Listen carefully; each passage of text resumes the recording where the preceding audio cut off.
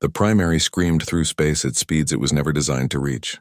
In the engineering section, Lieutenant Hannah Park watched temperature readings climb higher and higher. The fusion reactors glowed white-hot, their containment fields strained to the limit. Warning lights flashed across every console, but she ignored them all. Temperature at 112% of maximum rated capacity, reported one of her engineers, a young woman whose hands shook as she monitored the reactor core. Lieutenant, if we maintain this for much longer, we risk cascade failure. Then we better hope we get there before that happens, Hannah replied, her fingers dancing across her console as she manually adjusted coolant flows and power distribution. Keep those reactors running. People are counting on us. On the bridge, Captain Dae-ho Kim studied the route ahead. They had been traveling for 8 hours, and already they had encountered their first problem. The tactical display showed 3 Varn ships positioned directly in their path. Commander Taeyang Choi scowled at the screen. They've set up interception groups along this corridor. They knew reinforcements would come this way. Smart, Captain Dae-ho admitted. They're trying to delay or destroy any help before it reaches Axios Prime. Options? We can go around, but that adds 6 hours to our travel time. Or we can go through them. Captain Dae-ho didn't hesitate. We go through. Every minute counts. Sound battle stations. The first engagement was brief and brutal. The 3 Varn ships tried to position themselves to force the primary to slow down or change course. Instead, the carrier launched a full wing of secondaries while maintaining its speed. The fighters tore into the enemy formation like sharks, and the primary's railguns fired on targets of opportunity. 2 Varn ships were destroyed. The third managed to fire several plasma torpedoes before retreating. The torpedoes hit the primary's port side, and damage reports started flowing in immediately. Hull breach on Deck 7, Sections 12 through 15, an officer reported. Emergency bulkheads engaged. No casualties, but we've lost those compartments. Dr. Yunahan's voice came through from the medical bay. Bridge, be advised we're setting up triage stations near all major crew areas. If we're going to keep fighting while moving at this speed, we need to be prepared for casualties. Understood, Doctor, Captain Dae-ho replied. He looked at the route ahead and felt his stomach sink. Taeyang, analysis on enemy positions? Commander Taeyang's face was grim. Sensors are picking up 2 more interception groups ahead. One at the 8-hour mark, another at 14 hours. 5 ships in each group. They were going to have to fight their way through. There was no way around it. The second engagement came exactly when predicted. 5 Varn ships positioned in a diamond formation, designed to force the primary into a crossfire. Captain Dae-ho ordered the secondaries to focus on the flanking ships while the primary's main guns targeted the center. But this group was better prepared than the first. They had learned from the survivors of the earlier battles. The Varn ships focused their fire on the primary's already damaged port side, trying to exploit the weakness. Plasma torpedoes hammered into the wounded sections. More hull breaches opened. Atmosphere vented into space in white plumes. In the damage control center, Chief Petty Officer Junho Kang coordinated repair teams with calm efficiency. Team 3, seal the breach on Deck 9. Team 5, reroute power around the damaged sections on Deck 7. Team 1, with me. We've got a breach near the reactor cooling systems. Junho led his team through corridors that were buckling from the stress of high-speed travel and enemy fire. They reached the breach to find a section of corridor open to space, with critical cooling pipes visible through the hole in the hull. If those pipes rupture, we lose Reactor 2, one of his team members said, voice muffled by the emergency suit. Junho was already moving, carrying a portable hull plate. Then we don't let them rupture. Move. They worked while the ship shuddered around them from weapons impacts and the stress of the overpowered reactors. Junho welded the hull plate in place personally, his suit's heads-up display showing him that the corridor was losing pressure even as he worked. By the time he finished, his oxygen was reading 15% remaining. The second interception group was destroyed, but the primary paid a price. 2 more sections were breached. One of the fusion reactors was operating at reduced capacity, and they had lost 6 secondaries, 6 pilots who had sacrificed themselves to protect the carrier. Captain Dae-ho felt each loss like a physical blow, but he couldn't afford to stop. Axios Prime was still hours away and millions of lives hung in the balance. The third engagement was the worst. The final interception group had 5 ships, but these weren't standard Varn vessels. They were heavy cruisers, bigger and more powerful than anything the primary had faced so far. "Captain, we can't win this fight without taking severe damage," Commander Taeyang said quietly.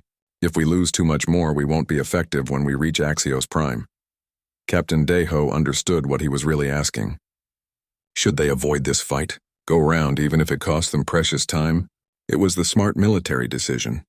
But it was also a decision that would doom millions of people who were counting on help arriving as fast as possible. "We go through," he said firmly. "Every minute we delay is another minute those people at Axios Prime are dying." We push forward. The battle was desperate. The Varn heavy cruisers were tough, their armor thick enough to withstand multiple railgun hits. They coordinated their fire beautifully, focusing on the primary's wounded areas with surgical precision. A plasma torpedo breached the outer hull and penetrated 3 decks before exploding. The blast killed 12 crew members and wounded 20 more. Dr. Yunahan and her medical teams worked frantically, moving through smoke-filled corridors to reach the wounded. She found one crew member, a young man barely 20 years old, trapped under debris. His leg was crushed and he was losing blood fast. Yuna worked quickly, her hands steady despite the ship shaking around her from weapon impacts. "Doctor, we need to move," one of her nurses said urgently. "This section isn't stable." "Not without him," Yuna replied, injecting painkillers and setting up a plasma expander. "Nobody gets left behind. That's the rule." They got him out just before the section's structural supports failed. Yuna watched the corridor collapse behind them and thought about how close they had come to losing another crew member. Major Sung Min led the remaining secondaries in wave after wave of attacks against the Varn cruisers. His fighter had taken damage, the left wing scored by plasma fire, but he kept fighting. His wingmate was killed when a lucky shot from a Varn point defense system caught her fighter. He saw her ship explode and forced himself to keep moving, keep fighting. Mourn later, win now. The secondaries couldn't destroy the heavy cruisers alone, but they kept them distracted long enough for the primary's railguns to do their work. One by one, the massive tungsten penetrators found their marks. The first cruiser's reactor went critical, exploding in a brilliant flash. The second lost its engines and began to tumble helplessly. The remaining 3 finally broke off, unwilling to sacrifice themselves further. The primary continued its desperate race, now trailing debris and atmosphere from a dozen breaches. Commander Taeyang pulled up the damage report and his face went pale. "Captain, we've lost 40% of our armor integrity. 3 reactors are offline completely. Hull breaches on 10 different decks. Casualty count is at 53 dead, 97 wounded. We're down to 32 operational secondaries, and the reactors that are still working are showing stress fractures in the containment fields." Captain Daeho absorbed the information. The ship was barely holding together. They had lost good people, and they still had hours to go before reaching Axios Prime, where they would face an entire Varn fleet. Lieutenant Hana Park's voice came through from engineering, exhausted but determined. "Captain, I've got an idea. It's insane, but it might work. We can use the secondary launch catapults to vent excess heat from the reactors. It'll let us maintain this speed for another 12 hours without a complete meltdown. Will it work? Honestly? I don't know. I'm making this up as I go, but it's better than nothing." Captain Daeho looked around his bridge. Every station showed damage. Every screen displayed red warning indicators. His crew was exhausted, wounded, pushed beyond their limits. And they still had the biggest fight ahead of them. "Do it," he ordered. "All crew, brace for final approach to Axios Prime. When we get there, we're going to be facing the entire Varn invasion fleet. They're going to throw everything they have at us. But those people down there, the ones who mocked us, who called us primitive, who laughed at our ship, they're still people. They're still worth saving. We took an oath to protect this galaxy, all of it, not just the parts that respect us." He paused, looking at each member of his bridge crew. "I won't lie to you. We might not survive this. The odds are against us. But if we don't try, millions of innocent people will die. So we're going in. We're going to stand between those people and the Varn fleet. And we're going to hold the line until help arrives or until we can't hold anymore. Are you with me?" The Varn fleet detected the primary's arrival immediately. For a moment there was confusion in their ranks. Their sensors told them that a single damaged carrier had just positioned itself between them and their target. It seemed like suicide. The Varn fleet commander broadcast a message. "Human vessel, you are outnumbered and damaged. Withdraw immediately or be destroyed. This is your only warning. Captain Daeho Kim didn't respond. Instead, he gave a simple order. Hana, transfer all available power to forward shields and weapons. Taeyang, prepare firing solutions on all enemy vessels. Sungmin, launch all secondaries and have them form defensive screen. Nobody gets past us to that planet. On Axios Prime in the Galactic Council chamber, Ambassador Jiwon Lee stood at the observation window watching the primary position itself above the planet. Around her, council members who had once mocked humanity now watched in stunned silence. Councillor Thalrix, the Thalaxian who had called the primary a flying scrapyard, stood beside her. His voice shook as he spoke. They came. After everything we said, after how we treated them, they still came. That's what humans do, Jiwon replied softly. We don't save people because they deserve it. We save them because it's the right thing to do. The Varn fleet stopped waiting for a response. All 47 ships opened fire at once. The space between them and the primary lit up with plasma torpedoes, energy beams, and kinetic projectiles. It was enough firepower to destroy a dozen normal warships. The primary took the full force of the attack. The forward sections disappeared in a massive explosion of light and energy. For a moment, it seemed impossible that anything could survive. But when the light faded, the primary was still there, damaged, scorched, with entire sections blown away. But still there, still holding position between the enemy and the planet. The Varn fleet commander couldn't understand it. That much firepower should have completely destroyed the human ship. But the primary's thick, redundant armor plating had absorbed the punishment. The multiple layers of protection, the design that the Council had mocked as wasteful and inefficient, now proved its worth. Captain Daeho gripped his command chair as the ship shuddered around him. Damage reports flooded in so fast they became meaningless noise. He ignored them all and focused on one thing: holding this position. Return fire. All weapons. Target their command ships first. The primary's railguns thundered. Even damaged, even with sections blown away, the massive electromagnetic weapons still functioned. Tungsten penetrators crossed the distance in seconds, punching through Varn shields and armor with contemptuous ease. A Varn heavy cruiser, one of the fleet's command vessels, took 3 penetrators in rapid succession. The ship broke apart, its reactor exploding and taking 2 nearby vessels with it.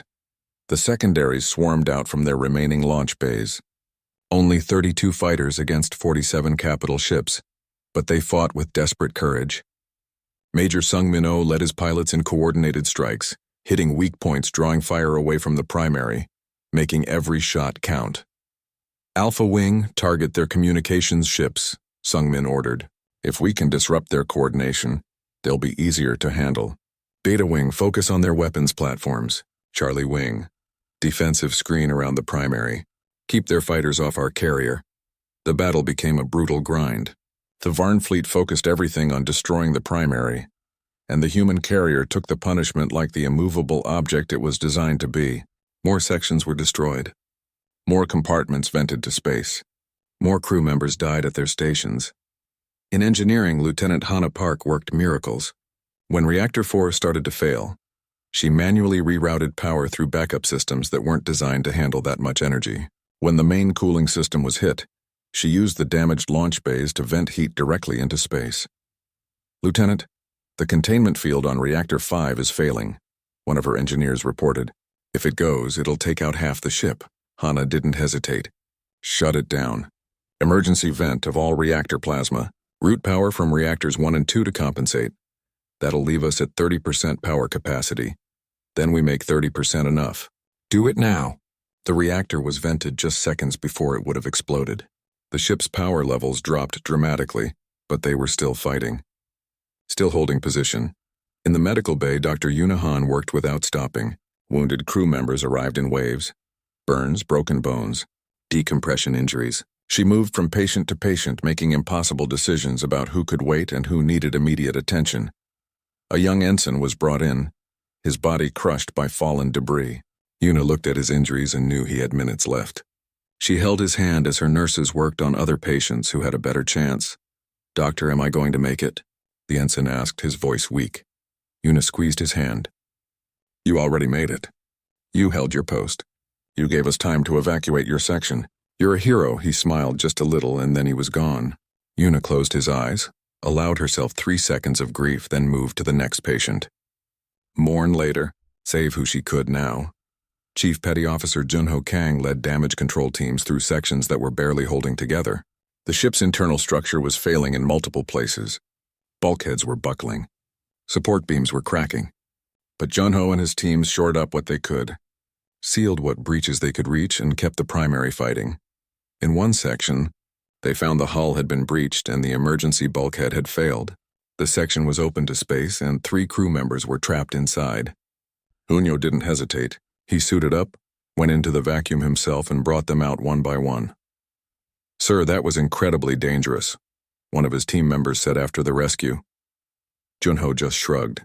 "So is everything else we're doing today. Might as well be dangerous while saving people." On the bridge, Commander Taeyang Choi coordinated the defense with steady professionalism despite the chaos around him. Every time a Varn ship changed position, he updated firing solutions.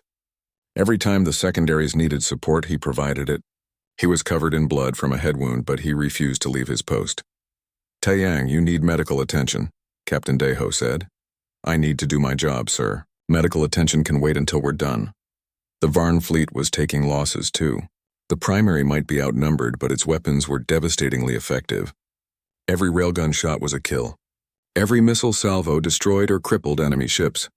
The secondaries, piloted by some of the best fighter pilots humanity had ever produced, were inflicting damage far beyond their numbers. But it wasn't enough. The primary was dying. Slowly, inevitably, the massive carrier was being torn apart. They had lost over half the ship's functional sections. 70% of the crew were either dead or wounded.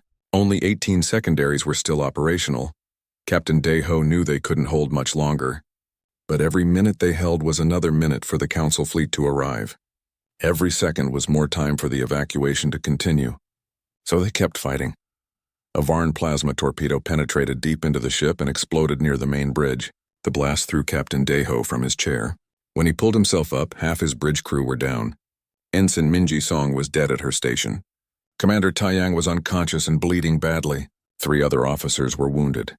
Daeho limped to the tactical station and took over personally, his vision blurring from a head injury. He could feel the ship dying beneath him. The primary had given everything it had. They all had. "All remaining weapons," he ordered, his voice hoarse. "Fire at will. Secondaries, one last strike.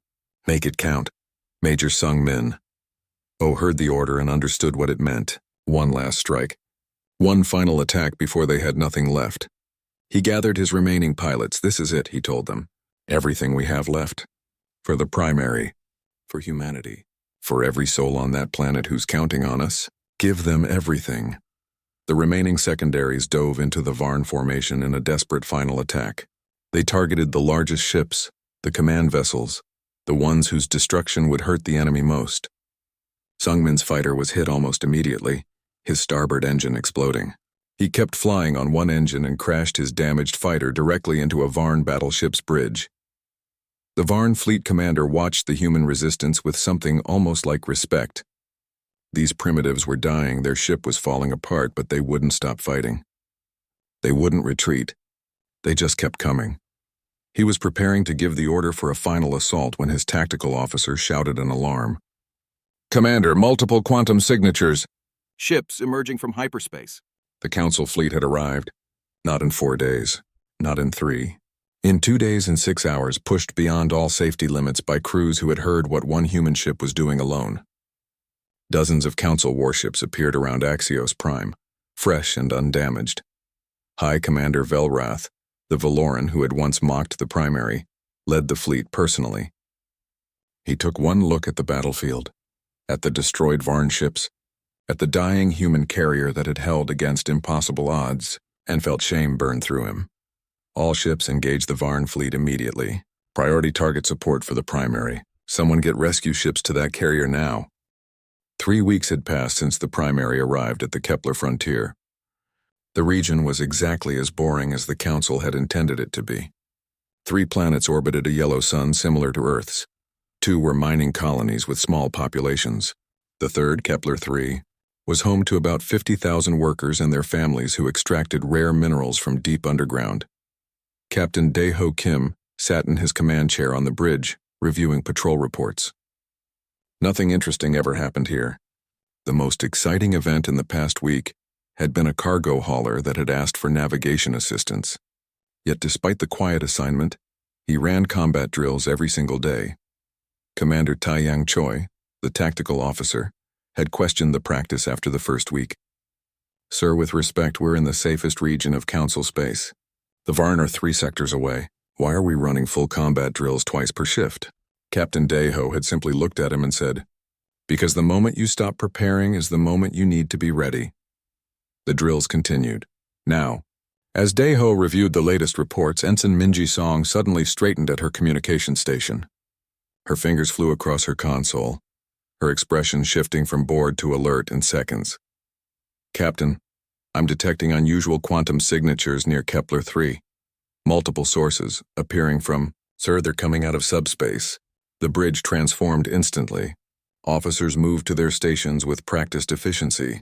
Commander Taeyang activated the tactical display and everyone's breath caught. 12 ships materialized on the screen. They were Varn warships, their distinctive angular design unmistakable. Each one bristled with weapons, and they were moving into attack formation around Kepler-3. "How?" Lieutenant Hana Park spoke from the engineering station. "The Varn front is nowhere near here. They've broken through the line somewhere," Captain Daeho said calmly. "A strike force aimed at soft targets. Minji, any response from the colony?" Ensign Minji's face was pale. "They're calling for help, sir. They have no defenses. The Varn are demanding immediate surrender or they'll bombard the surface." Captain Daeho stood from his chair. His voice remained steady, but everyone on the bridge could hear the steel beneath it. "Set course for Kepler-3. Maximum speed. Sound yellow alert, not red." Several bridge officers exchanged glances. Yellow meant prepare for combat, but not emergency combat. It seemed like an odd choice when facing 12 enemy warships alone. The primary turned its massive bulk toward the threat. The fusion reactors increased output, pushing the heavy carrier forward. It would take 20 minutes to reach weapons range. The Varn didn't wait. A transmission came through, audio only, translated by the computer into standard language. The voice was harsh and clicking. "Primitive human vessel. We are Varn Collective Battle Group 7. This system now belongs to the Collective. Flee immediately or be destroyed. You have 2 minutes to comply." Commander Taeyang looked at Captain Daeho. "Sir, should I respond?" "No, let them wonder." Captain Daeho touched his command console. "Hana, status on primary systems?" From engineering, Lieutenant Hana Park's voice came through clearly. "All systems operating normally, Captain. We're ready whenever you give the word." The 2 minutes passed. The primary continued forward, not slowing, not deviating from its course. The Varn ships began moving to intercept. Their formation was tight and professional. They had clearly done this before, attacking undefended colonies with overwhelming force. 1 minute to weapons range, Commander Taiyang reported. "Sir, they're charging weapons. Plasma torpedoes from the energy signatures." "Understood. All hands brace for impact. Do not, I repeat, do not return fire until I give the order." The Varn fired first. 6 plasma torpedoes streaked across space. Brilliant blue-white trails of superheated matter that could melt through most ship hulls like butter. The bridge crew tensed, waiting for the impact. The torpedoes hit the primary's forward sections. Plasma splashed across the thick armor plating, spreading across the surface like liquid fire. The ship shuddered from the impact. Damage reports started flowing in. "Forward hull sections 3 through 7 minor damage," an officer reported. "Armor holding? No penetration." On the tactical display, the Varn formation seemed to pause. They had expected the human ship to either dodge or die. It had done neither. The primary continued forward, smoke trailing from its scorched hull, but still moving, still approaching. Captain Daeho watched the Varn ships with the patience of someone who had planned for exactly this scenario. He waited until the primary entered optimal weapons range, then spoke one simple sentence. "Show them why we're called the primary." Lieutenant Hana Park's voice came over the ship-wide communication system, clear and excited. "All batteries weapons-free. Launch the secondaries." The transformation was shocking. The primary's hull, which had seemed like one solid piece of metal, began to open. Panels slid apart along the sides and ventral surfaces, revealing not damage but dozens upon dozens of launch bays. Each bay held something the Varn hadn't expected, something the Galactic Council hadn't known existed. Fighters. 60 of them. But these weren't like the small fighters other species used. These were secondaries, each one a masterpiece of human engineering. Sleek where the primary was bulky, fast where the carrier was slow. They poured out of the launch bays like angry insects from a disturbed hive. Major Sungmin, led the first wing personally. His voice cut through the tactical channel. Alpha Wing engaged targets 1 through 4. Beta Wing targets 5 through 8. Charlie Wing, you have 9 and 10. Delta Wing maintained defensive screen around the primary. Let's show these bastards what happens when they threaten innocent people. The Varn formation, which had been moving confidently forward, suddenly found itself surrounded by 60 highly advanced fighters, each one equipped with the plasma weapons and quantum shielding that the Galactic Council had expected to see on the primary itself. But the secondaries were just the first surprise. The primary's primitive railguns activated, the electromagnetic coils charged with a deep thrumming sound that resonated through the hull. Then they fired. Tungsten penetrator rods, each one weighing several tons, launched at relativistic speeds. They crossed the distance to the nearest Varn ship in less than a second. The Varn's energy shields, designed to deflect plasma and laser fire, did absolutely nothing against solid projectiles traveling at a significant fraction of light speed. The first penetrator punched through the Varn warship from bow to stern, the kinetic energy alone tearing the vessel apart from the inside. The ship exploded in a brilliant flash. "One down," Commander Taeyang reported, his voice full of satisfaction. The missile batteries opened up next. Hundreds of smart missiles streaked toward the Varn formation. These weren't simple rockets. Each missile had its own guidance system, its own ability to adapt and learn. When the Varn ships tried to shoot them down with point defense, the missiles changed approach vectors. When the Varn tried to jam their guidance, the missiles switched to visual tracking. The Varn commander finally understood what they were facing. His ships broke formation trying to scatter, but the secondaries were everywhere. Major Sungmin led his wing in perfect coordination with the primary's fire. When a Varn ship dodged a railgun shot, a wing of secondaries was waiting. When a ship tried to focus on the fighters, the primary's missiles found its exposed flanks. It wasn't a battle. It was a demonstration of a completely different way of fighting. The Galactic Council species built individual ships to be powerful. Humans built systems that worked together. Within 20 minutes, 5 Varn ships were destroyed. 3 more were badly damaged, venting atmosphere and spinning out of control. The remaining 4 tried to regroup, but another railgun salvo shattered 2 of them. The last 2 Varn ships made a desperate run for subspace, trying to escape. Captain Daeho watched them on the tactical display. Commander Taeyang looked at him questioningly. "Let them go," Captain Daeho ordered. "I want them to report what happened here. I want every Varn commander to know that humanity's primitive carrier just destroyed an entire battle group." The secondaries returned to their bays, pilots cheering over the communications channels. The Kepler-3 colony was safe. Not a single civilian had been harmed. The primary had taken minor damage from that first volley, but nothing serious. Lieutenant Hannah Park appeared on the bridge, having run all the way from engineering. Her face was flushed with excitement. "Captain, all systems still green. Minor hull repairs needed in sections 3 through 7, but we can handle those in flight. The secondaries are rearming now." Captain Daeho nodded, allowing himself a small smile. "Good work, everyone. Minji, send a report to Council Command. Let them know the Varn tried to attack the Kepler frontier and were repelled." Ensign Minji Song worked at her console for a moment, then froze. Her face went white. "Captain, incoming priority transmission from Council Command. It's marked Emergency Level 1. The bridge fell silent. Emergency Level 1 meant only one thing: catastrophic threat. The message played on the main screen. It was from the Council Chairman himself, his crystalline form pulsing with agitated colors. "All Council vessels respond immediately. The main Varn fleet has broken through our defensive lines." The massive doors of the Galactic Council chamber slid open with a hiss that echoed through the vast hall. Captain Daeho Kim walked forward with steady steps, his crisp uniform standing out against the flowing robes and elaborate armor of the alien delegates who filled the circular room. Behind him, Ambassador Ji-Wan Lee followed, her face calm despite the hostile eyes watching their every move. The chamber itself was a marvel of alien architecture. Crystal pillars stretched up to a domed ceiling that showed the stars beyond. Hundreds of seats rose in tiers around the central floor, each occupied by representatives from the various species that made up the Galactic Council.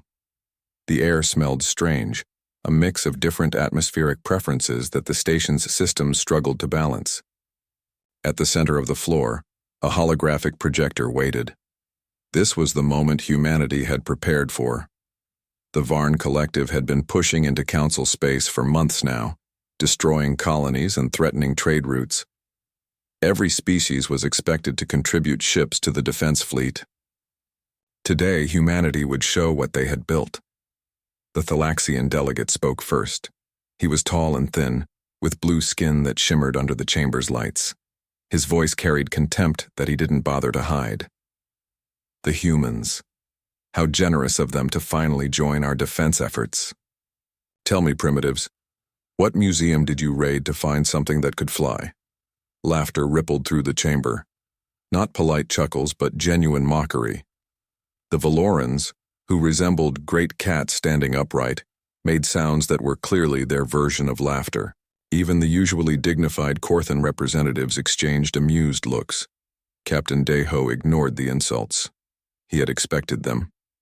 Humanity had only joined the Galactic Council 15 years ago, and most species still saw Earth as a backwater planet full of aggressive primitives. He touched the control panel, and the holographic projector hummed to life. The image of the UHSF primary materialized above the chamber floor. It rotated slowly, showing every angle of the massive vessel. The reaction was immediate. Someone in the upper tiers actually laughed out loud. Others weren't even trying to hide their amusement. The Valoran High Commander, a scarred veteran named Velrath, stood from his seat and pointed at the projection. This is a joke, yes? A human sense of humor we don't understand. His voice boomed across the chamber. You bring us this flying scrap heap, and expect us to welcome it into our fleet? Captain Deho's expression didn't change.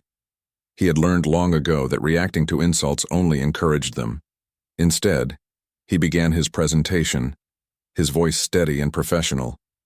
The UHSF Primary is a Supercarrier class vessel, measuring 3 kilometers in length. It features redundant armor plating constructed from titanium steel composite, 6 fusion reactors for propulsion and power generation, and a complement of electromagnetic railguns and missile batteries for defensive operations. The Thalaxian delegate interrupted him. Fusion reactors? We abandoned those 500 years ago. And railguns, kinetic weapons, you might as well throw rocks at the enemy. Do humans not understand that plasma and quantum weapons are standard? More laughter. Ambassador Jiwan Lee's jaw tightened, but she remained silent. This was military business, and Captain Deho had asked to handle it himself. A Korthan engineer spoke up, his voice analytical rather than mocking. The design appears to prioritize mass over maneuverability. The armor plating would make the vessel extremely heavy. Why not use shield technology like the rest of the Council fleet? Captain Deho answered calmly. Human doctrine emphasizes different priorities. We believe in multiple redundancies and proven technology. The primary was built to our specifications and meets all requirements for combat operations. The Valoran High Commander shook his head. Requirements? Look at this thing. It's ugly, slow, and uses weapons that were outdated when our ancestors first achieved spaceflight. The Varn will tear it apart in seconds. The criticism continued for nearly an hour. Every aspect of the primary was mocked. Its boxy design was called inefficient. Its weapons were labeled primitive. Its armor was deemed wasteful when shields could do the same job with less mass. The fusion reactors were ancient technology. The lack of quantum jump drives meant it would always be too slow to respond to threats. Through it all, Captain Deho stood silent, letting them speak. Ambassador Jiwan Lee watched him carefully. She knew him well enough to recognize the slight tension in his shoulders, the only sign that the insults were affecting him at all. Finally, the council chairman called for order. He was a being of pure energy, contained in a crystalline form that pulsed with different colors as he spoke. Regardless of our opinions on the vessel's design, humanity has fulfilled its obligation to contribute to the defense fleet. The question now is where to deploy it. The Thalaxian delegate smiled, showing teeth that were just a bit too sharp. I suggest the Kepler frontier. A quiet patrol route, perfect for a vessel of such. Limited capabilities, far from any real fighting, where it won't be a liability to proper warships. The suggestion was clearly an insult, a way to push humanity's contribution as far from important battles as possible. But the Council voted quickly, eager to move on to more important matters. The primary would patrol the Kepler frontier, a backwater region with mining colonies and nothing else of strategic value. As the vote concluded, Ambassador Ji-Wan Lee finally spoke. The Council should know that humanity takes its commitments seriously.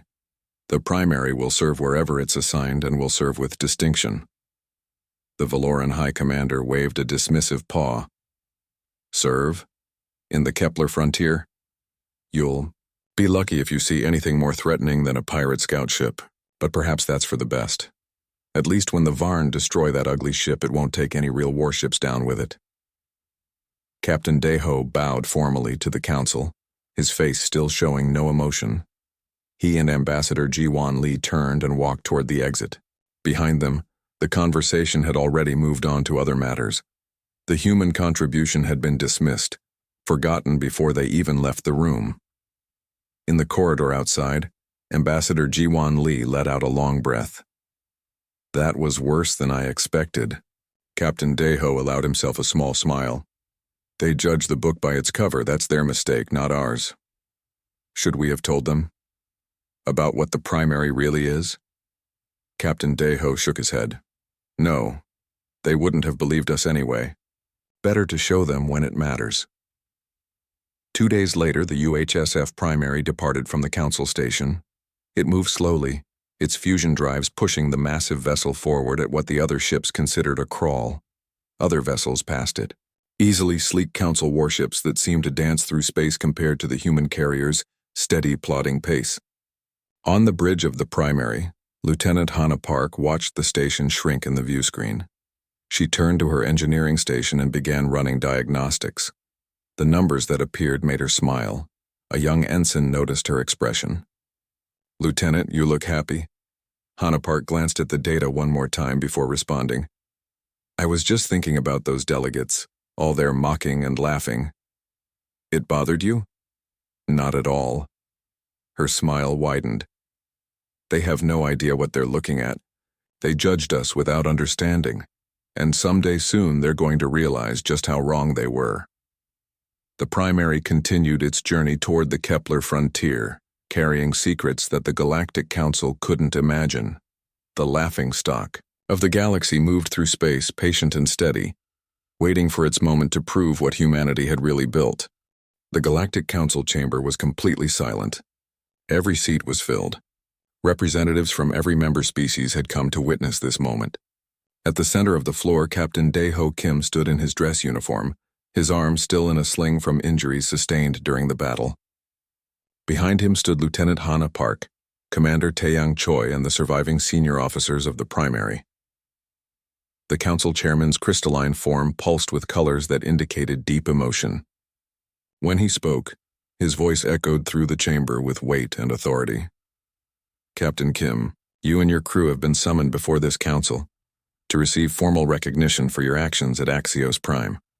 Before we proceed, the council wishes to issue a statement. The chairman paused, and the chamber's lighting shifted to focus on the delegation from Thalaxi. Councillor Thalric stood slowly, his blue skin appearing darker than usual as if burdened by shame. Captain Kim, Thalrix began, his voice shaking slightly. When you first came before this council, I was among those who mocked your vessel. I called it a flying scrapyard. I laughed at your weapons, your design, your entire approach to warfare. I suggested you be sent to a backwater patrol route because I believed you were too primitive to be useful in real combat. He took a breath, and when he continued, there were tears on his face. I was wrong. Not just wrong, but catastrophically, shamefully wrong. You came to save us despite how we treated you. You positioned your ship between our world and certain death, and you held that position while your vessel was torn apart around you. You lost over 300 crew members, saving people who had shown you nothing but contempt. Thalrix descended from his seat and walked to stand before Captain Dae-Ho. Then, to the shock of everyone present, he knelt. On behalf of the Thalaxian people, and personally, I apologize. We judged you without understanding. We saw differences and assumed inferiority. We were blind, and you paid for our blindness with blood. High Commander Velrath was next. The massive Velaran walked to the center floor, his scarred face showing emotions his species rarely displayed in public. I called your ship a museum piece. I said the Varn would tear it apart in seconds. I was technically correct in a way. They did tear it apart, but it took them hours and they lost their entire fleet trying. He placed a clawed hand on his chest in the Valoran gesture of deepest respect. You fought like nothing I have ever witnessed. Your tactics, your coordination, your willingness to sacrifice everything for others. This is what true warriors look like. I have fought for 70 years and I learned more about honor from watching your stand than I learned in my entire career. One by one, other counselors stood and spoke. Each offered apologies. Each admitted their prejudice. Each acknowledged that humanity had proven something the council desperately needed to learn. That there are many paths to strength, and arrogance toward those who walk different paths is the greatest weakness of all. When they finished, Captain Daeho Kim looked around the chamber. His expression was neutral, professional, but Ambassador Jiwon Lee, watching from the diplomatic section, could see the pain behind his eyes.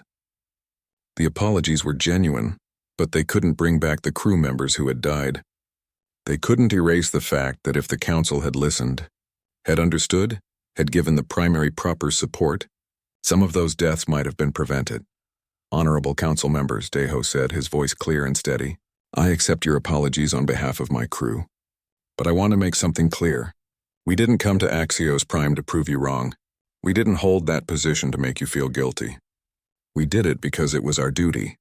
Because those were innocent lives that needed protecting. Whether you respected us or mocked us was irrelevant to that fundamental truth. He paused, making eye contact with counselors around the chamber. The primary was designed based on human philosophy. Build it to last, build it to protect, build it to bring everyone home. We knew it didn't look impressive. We knew other species would see it as primitive. We built it anyway because we understood something that this council had forgotten. Effective isn't the same as elegant. Reliable isn't the same as revolutionary. Sometimes the best tool is the one that just works every time, no matter what. Lieutenant Hana Park stepped forward. The council builds ships like art pieces. Beautiful, advanced, perfect on paper. We build ships like tools. Ugly, redundant, over-engineered. When the council ship breaks, it's catastrophic. When our ship breaks, we fix it with spare parts and duct tape and keep fighting. That's not primitive. That's practical. The council chairman's form pulsed with what might have been amusement. Lieutenant Park, the council has reviewed the primary's design specifications and combat performance in detail. We have questions, many questions. Specifically, we would like human engineers to consult on fleet redesign. This caused a stir through the chamber. The council was formally asking for human help. It was unprecedented. Commander Taeyang Choi spoke up. With respect, Chairman, the issue isn't just design. It's doctrine. Your species build individual ships to be powerful. Humans build systems that work together. One advanced battleship against one primary would destroy us. One advanced battleship against a primary with 60 fighters supporting it loses. That's combined arms warfare. It's not about any single piece being the best. It's about all pieces working together. Then teach us, High Commander Velrath said. Humanity has proven its methods work. The council would be honored to learn from you. Over the following weeks, discussions continued. Human engineers met with council designers. Tactics instructors shared doctrine. Gradually, a new understanding emerged. The council didn't need to abandon their technology. They needed to adopt human philosophy about redundancy, combined operations, and practical effectiveness. The primary itself was another matter. The ship had taken catastrophic damage. Initial assessments suggested it should be scrapped. But Captain Daeho had other ideas. We repair it, he told the council leadership. We keep the scars visible. Every species who sees this ship should see what it endured. They should understand what it means to stand between innocence and death. The primary becomes a symbol, not just of human engineering, but of what all of us can accomplish when we actually work together. The proposal was accepted. The primary was moved into the largest dry dock at Axios Prime. Repairs began, but certain damaged sections were preserved exactly as they were after the battle. The ship would be functional, but it would also be a memorial. Dr. Yunahan oversaw memorial services for the crew members who had died. Each service was attended by council representatives, many of whom had never participated in human ceremonies before.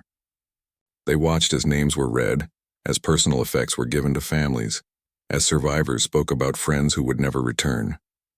Counselor Thalrix attended every single service. He stood in the back silent, bearing witness. When asked why, he simply said, "These people died saving my world. The least I can do is remember their names." 6 months after the Battle of Axios Prime, the repaired primary prepared to launch again. The ship looked different now. The old armor had been supplemented with newer materials in the rebuilt sections, but the battle-scarred sections remained as they had been, preserved and protected. The effect was striking, a ship that was partly new and partly a memorial to sacrifice. Captain Dae-ho Kim stood on the bridge, now fully healed from his injuries. His crew had been reinforced with new members, but the survivors of the battle held positions of honor. Lieutenant Hana Park had been promoted to commander and was now second in command. Major Sung Min Oh had survived his crash landing and was back leading the fighter wings. The primary was no longer alone. Around it, a joint task force had assembled. Thalaxian cruisers, Velaran battleships, Korthan destroyers, and vessels from a dozen other species, all of them flying in formation with the once-mocked human carrier. High Commander Velrath commanded the task force from his flagship, but he made it clear to everyone that the primary was the fleet's heart. Where the primary goes, we go. What the primary protects, we protect. This is no longer about individual glory or species pride. This is about working together as the Council was always meant to. Ambassador Ji-Wan Lee attended the launch ceremony. She stood beside Counselor Thalrix and watched as the massive carrier prepared to depart. "Your people changed us," Thalrix said quietly, "not through words or demands, but through actions. You showed us what we had become. Arrogant, dismissive, so focused on advancement that we forgot why we advanced in the first place. To protect people. To save lives. To make the galaxy safer for everyone." Ji-Wan smiled. "We're not perfect either. Humans have our own problems, our own prejudices. But we learned a long time ago that sometimes the best approach isn't the flashiest one. Sometimes you need to build things that work rather than things that impress." On the primary's bridge, Captain Dae-ho received final clearance for departure. He looked around at his crew, at the empty stations where fallen friends had once served, at the new faces who had joined them. The ship felt different now, heavier, somehow weighted with memory and purpose. "All stations, report status," he ordered. One by one, his officers confirmed readiness. The ship was whole again, or as whole as it would ever be.